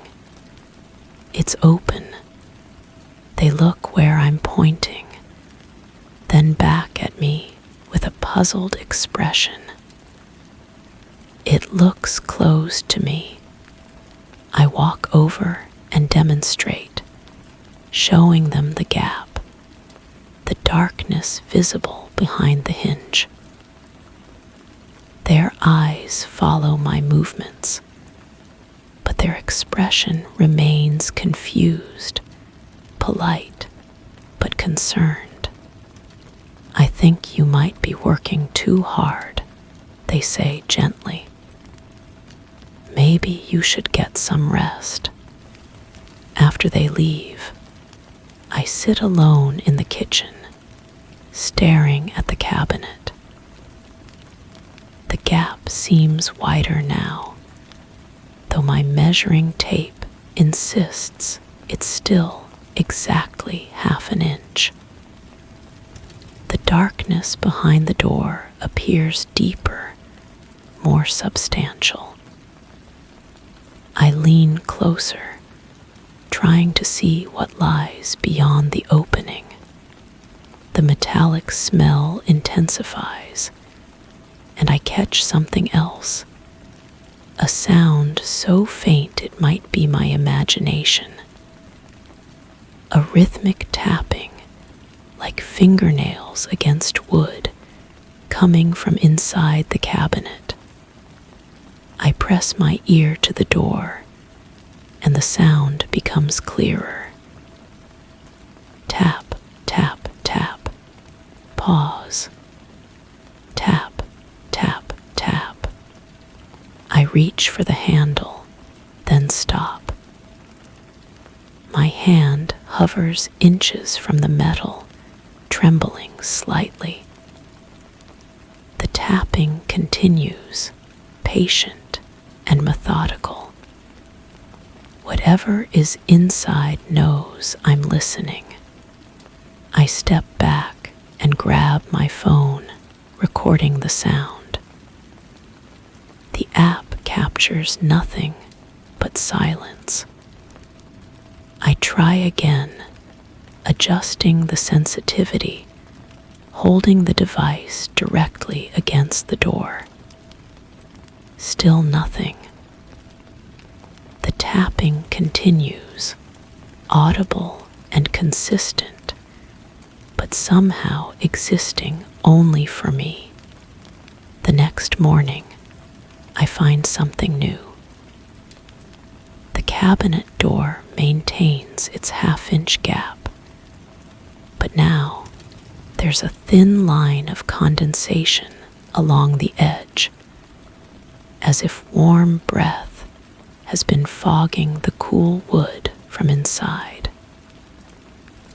I touch it with my fingertip, and the moisture feels oddly viscous, leaving a slight residue on my skin. I taste it before I can think better of it. Salt, copper, something organic and wrong. The tapping begins again, more insistent now. I count the intervals, 3 taps, pause, 3 taps, pause, like a code, a signal. I tap back against the door, mimicking the pattern. The sound stops immediately. For a moment, the kitchen falls completely silent. Then, slowly, the tapping resumes. But now it's different, faster, more urgent. And underneath it, I hear something else. A whisper, so faint it's barely distinguishable from the house settling around me. I can't make out words, but the tone is unmistakable. Pleading, desperate, afraid. I grip the handle and pull. The door swings open easily, revealing the interior I've avoided for weeks. The cabinet is empty, just as it should be. Clean shelves, no signs of moisture or disturbance. But the air that flows out is warm and carries that metallic scent, stronger now, almost overwhelming. I examine every inch of the interior, running my hands along the walls, checking for hidden compartments or openings. Nothing, just ordinary cabinet space, painted white, slightly yellowed with age. I close the door again and step back. Within minutes, it's open again. Half an inch, exactly as before. But now I notice something I've missed.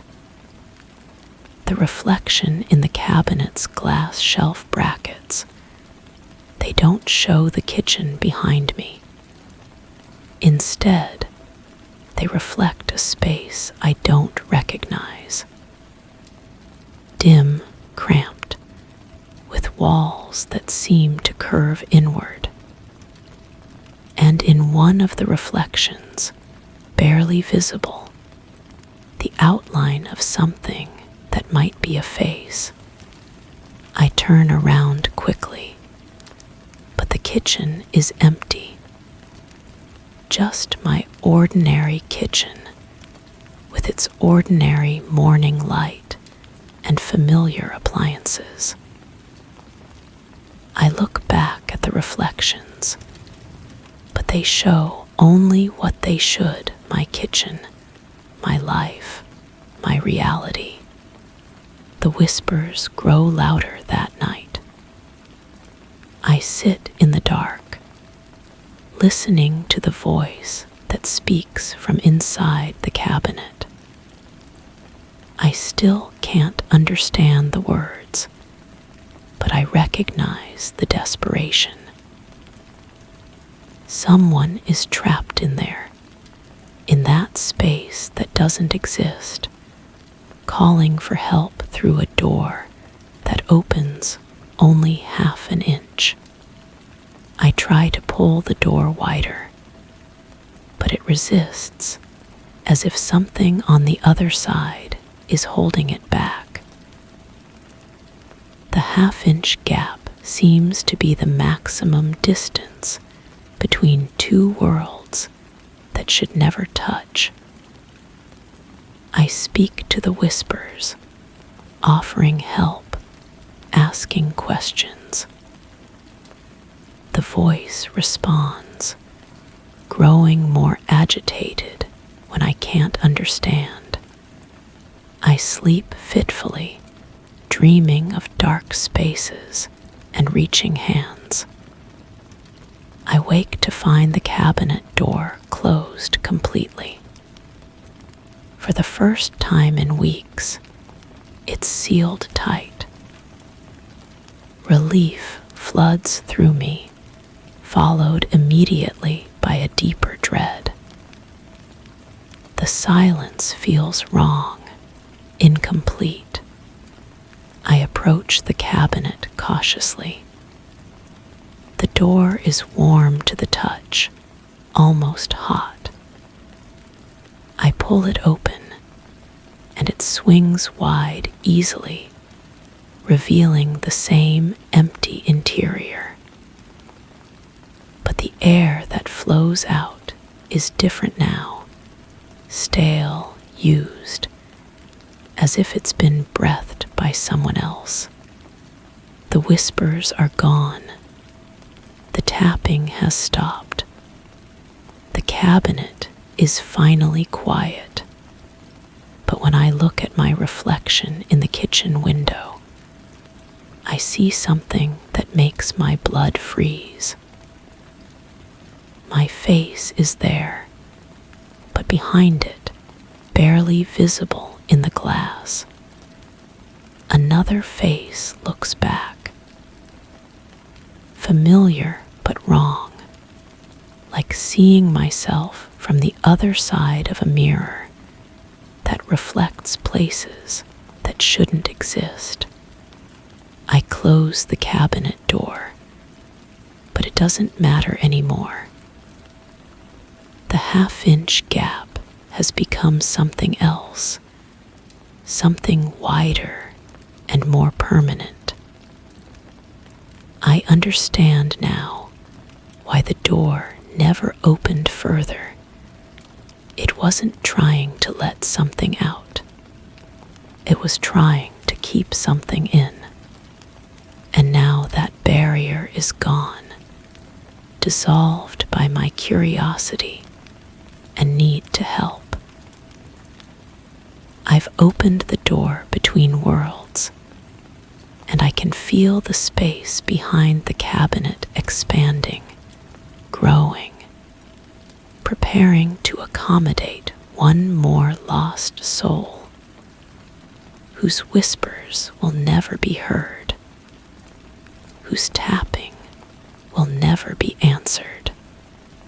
The kitchen smells of vanilla and coffee grounds, but underneath, there's something else now. Something that smells like fear and tastes like copper.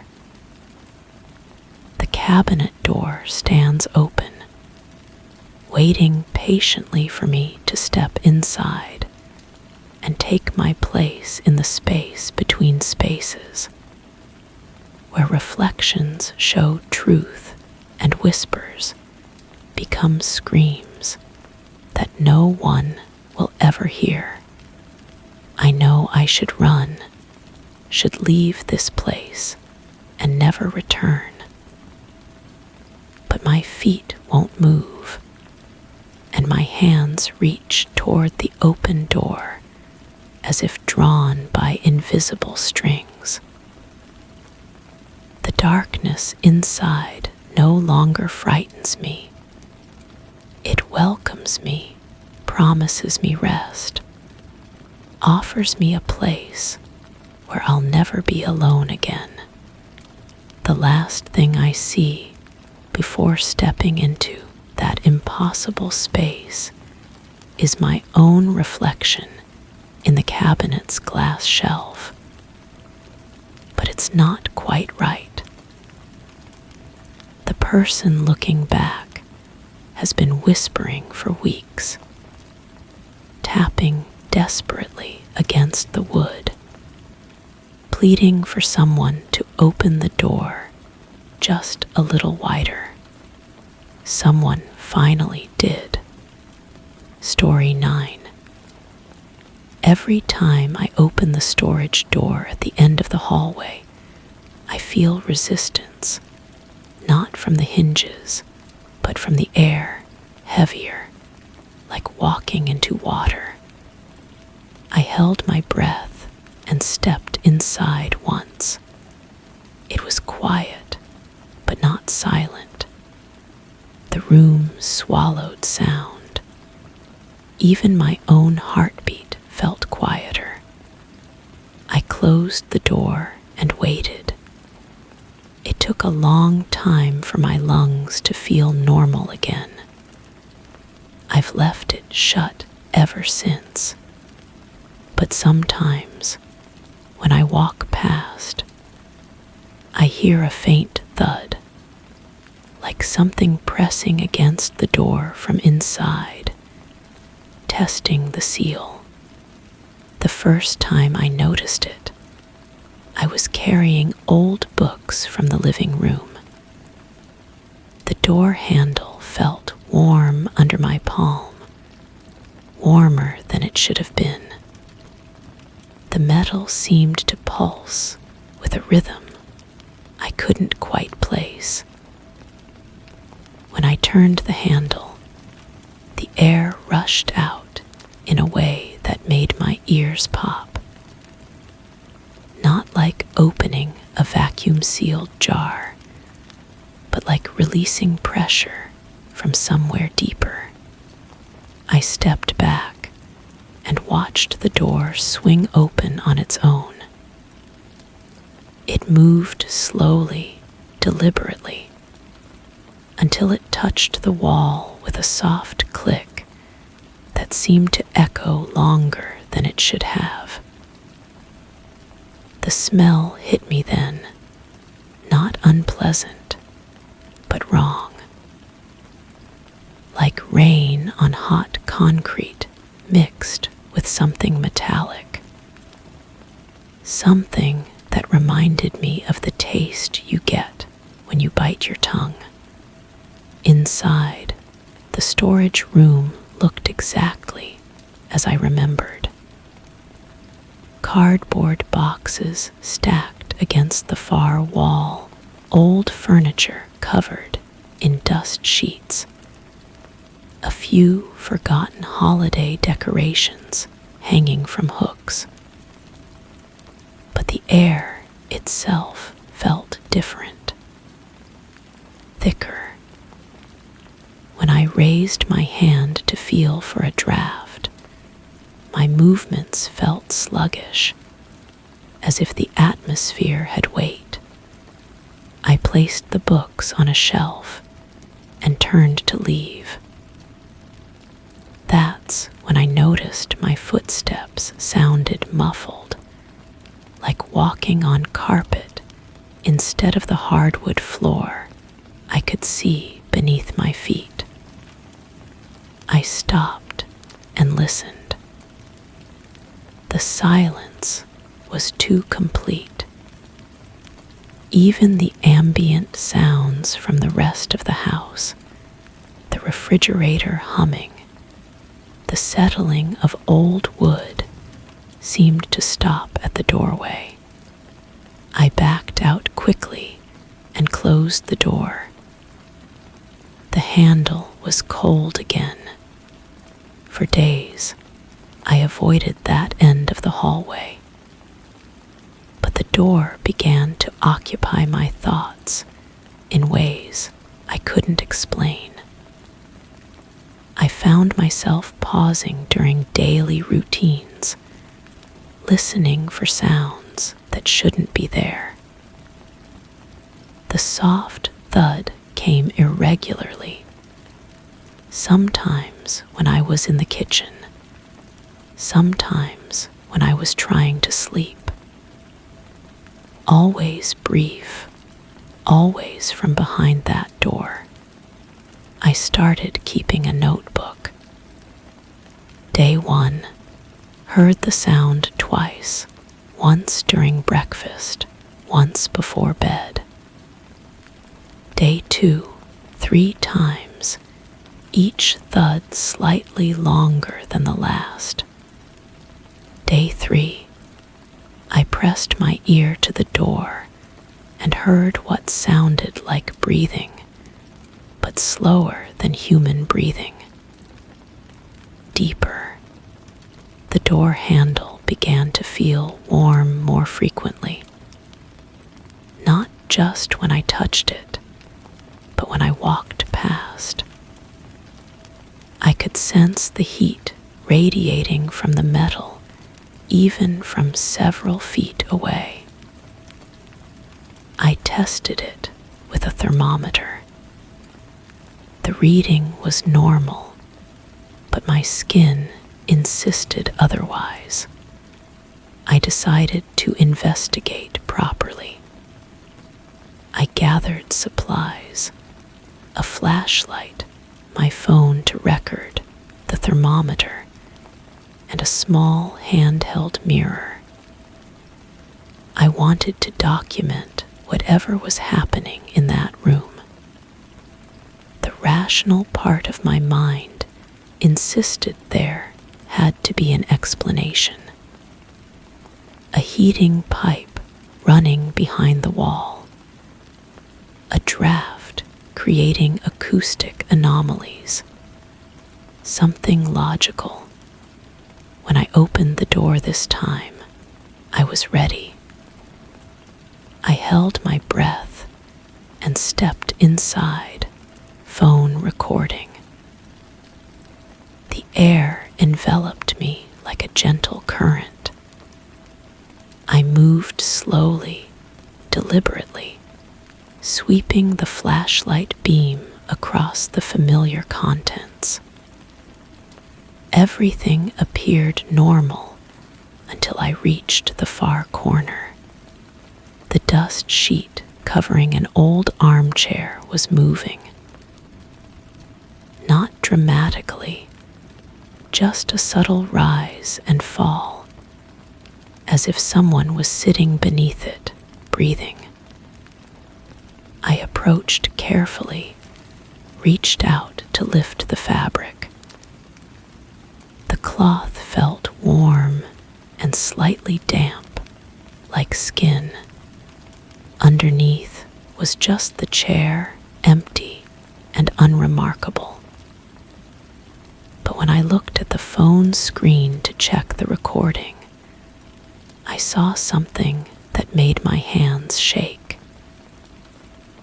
In the reflection of the mirror I'd propped against the wall, there was a figure sitting in the chair.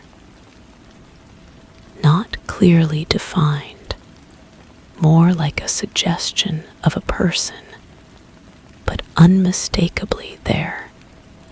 I spun around. The chair was empty. I looked back at the phone screen. The figure remained, watching me through the mirror's reflection. I moved the mirror, and the figure turned to follow my movements. My breathing became labored. The air felt thicker now, pressing against my chest like a weight. I tried to leave, but my legs moved as if through syrup. Each step toward the door required enormous effort. The figure in the mirror stood up. I forced myself forward, fighting against the resistance. The door seemed to stretch away from me, the hallway beyond becoming a distant tunnel. My lungs burned. The figure in the mirror was walking toward me now, its movements perfectly synchronized with my own struggling steps. I reached the doorway and stumbled through. The door slammed shut behind me with a force that shook the walls. I lay on the hallway floor, gasping, my phone still recording. When I played back the footage later, there was nothing unusual. Just me, alone in a storage room, moving strangely, breathing heavily. But I could still see the figure when I closed my eyes. Now I avoid that hallway entirely. I've moved my bedroom to the other side of the house. I've placed furniture to block the path, told myself I'm reorganizing. But the sounds have followed me. The thuds come from inside walls now, from behind mirrors, from spaces that shouldn't exist. And sometimes, when I'm not paying attention, I catch my reflection doing things I'm not doing. Small things, turning its head when mine is still, smiling when my face is neutral, breathing when I'm holding my breath. The air everywhere feels a little thicker now, as if that room was just the beginning, the first crack in something much larger. I've started sleeping with all the lights on, but even then, I can feel something watching me from the spaces between shadows. I haven't opened that door again, but I don't think I need to. Whatever was waiting behind it has found other ways out.